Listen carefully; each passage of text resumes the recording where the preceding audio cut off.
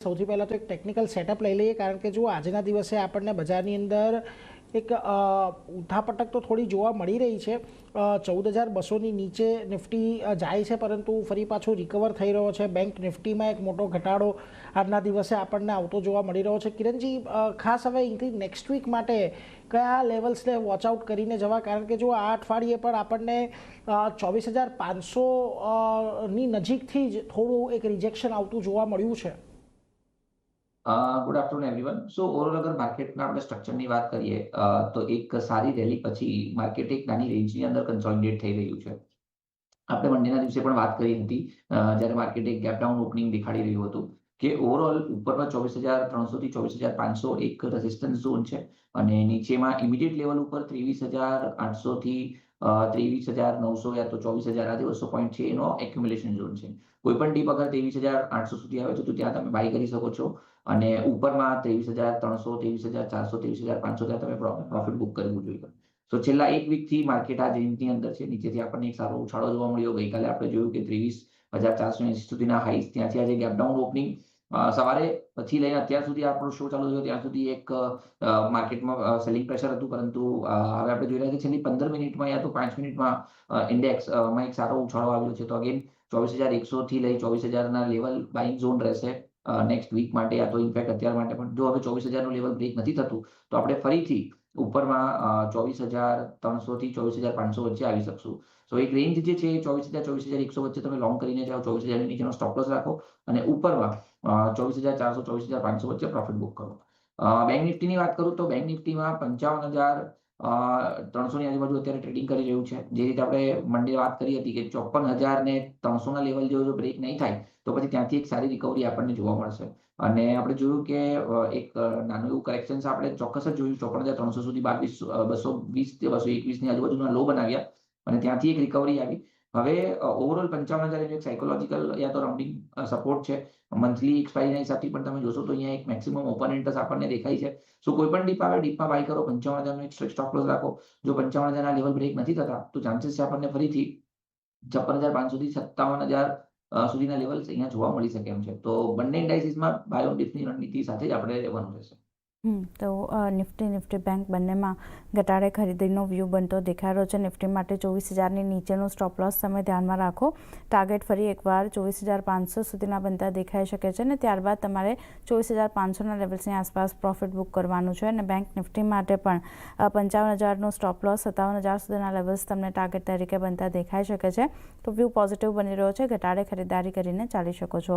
આપણી સાથે નીરવ આશર પણ જોડાયા છે. નીરવજી, સ્વાગત છે આપનું. Good afternoon. અને કઈ રીતે જોઈ રહ્યા છો બજારને? કારણ કે જો ગઈકાલે ફરી એકવાર ઇન્ટરનેશનલી ગ્લોબલી જે સંકેતો આપણને મળ્યા ટ્રમ્પ તરફથી, ફરી એકવાર નિવેદન અને યુએસ અને ઈરાન વચ્ચે યુદ્ધ વધવાની જે ડર બનતો દેખાયો છે એ થોડો હાવી થયો છે. બ્રેન્ટના ભાવ ફરી એકવાર $100 પાર પહોંચ્યા છે. રૂપિયાની સ્થિતિ સુધરી છે, પણ માર્કેટમાં આપણે જે રીતની સ્થિતિ જોઈ રહ્યા છે થોડું સેક્ટર સ્પેસિફિક બેંક નિફ્ટીમાં આજે અંડર પરફોર્મન્સ છે. નિફ્ટી થોડું ઘણું રિકવરી બતાવી રહ્યું છે, પણ શું ધ્યાન રાખવું આવા માર્કેટમાં અત્યારે? And thank you for the invite. અગર આપણે માર્કેટને જોઈએ તો અગર if we were to see કે જે આ જીઓપોલિટિકલ ટેન્શન્સ, જે વોરનું ઇમ્પેક્ટ જે છે એ માર્કેટને હિટ કર્યું છે ડેફિનેટલી. ક્રૂડ ઓઇલ પ્રાઇઝીસ અને આઈ થિંક ઓવરઓલ માર્કેટના ઇમ્પેક્ટ જોઈએ તો વી આર સીઈંગ કે એક કરન્સી રિલેટેડ હેડવિન્ડ્સ, જે ચેલેન્જીસ છે, ક્રૂડ ઓઇલ પ્રાઇઝીસ છે, packaging material, supply chain constraints, આ બધા ફેક્ટર્સે માર્કેટને ડેફિનેટલી ઇમ્પેક્ટ કર્યું છે. અગર આપણે જોઈએ તો માર્ચ મંથમાં crude oil prices have increased by 60 to 70%. આપણે જે આ ફૂલ યરમાં FY26માં રૂપી ડેપ્રિસિએશન જે છે is around 11%, જેમાંથી around 4.5% currency depreciation has happened in the month of March itself. At the same time અગર આપણે ઇન્ડસ્ટ્રીયલ મેટલ્સને બધા જોઈએ છે તો એમાં બી આપણે જોયું કે prices have gone up. Steel has gone up by around 20 to 25%. તો I think input pricing pressure is definitely there, પણ ઘણી બધી કંપનીઝ છે, ઘણા બધા સેક્ટર્સ છે, they are trying to manage quite well. અગર આપણે જોઈએ રિઝલ્ટ્સમાં તો કોમેન્ટ્રી વાઇઝ ઓટો કંપનીઝ છે, ઓટો એન્સિલરી રિલેટેડ કંપનીઝ છે, FMCG કંપનીઝ છે, consumption driven companies છે, they are trying to put up a brave front. They are trying to work on different strategies કે જેનાથી એ પોતાના માર્જિન્સને પ્રોટેક્ટ કરી શકે છે. અને કેસ ઇન પોઈન્ટ અગર લઈએ આપણે તો ગઈકાલે જે ડાબરના રિઝલ્ટ્સ હતા તો ડાબરની કોમેન્ટ્રી ઇઝ વેરી એન્કરેજિંગ. એમણે ક્લિયરલી પોઈન્ટ આઉટ કર્યું છે કે આ ક્વાર્ટરમાં જે રૂરલ ગ્રોથ છે એણે અર્બન ગ્રોથને આઉટપેસ કર્યું છે. અને આ જે ઇમ્પેક્ટ આવશે એના કારણે જે ઓવરઓલ કન્ઝમ્પશન પેટર્ન છે એ વધારે બેલેન્સ થશે.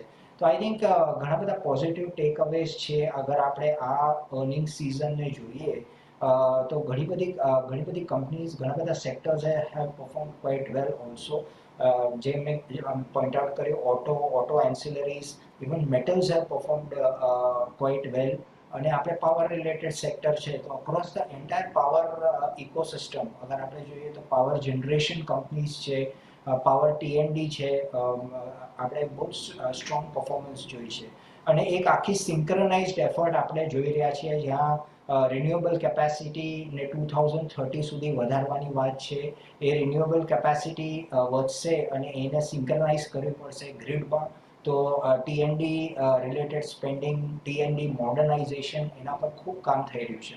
તો of course there are negatives also in the market. આપણે જોયું કે IT sector is facing lot of headwinds or challenges. આપણે જોઈ રહ્યા છીએ કે બેન્કિંગમાં બી થોડા the frontline banks have been under some sort of pressure. કોઈ ના કોઈ પેરામીટર પર they have been faltering. આજે બી આપણે જોઈ રહ્યા છે કે એસબીઆઈમાં there has been a fall. તો I think limited triggers ahead. અને I think finally it is important to note કે જે બી ઇમ્પેક્ટ છે પ્રાઇસ હાઇક્સનું etcetera is going to be reflected in the first quarter of FY27. So I think we need to be a little bit cautious with respect to this level.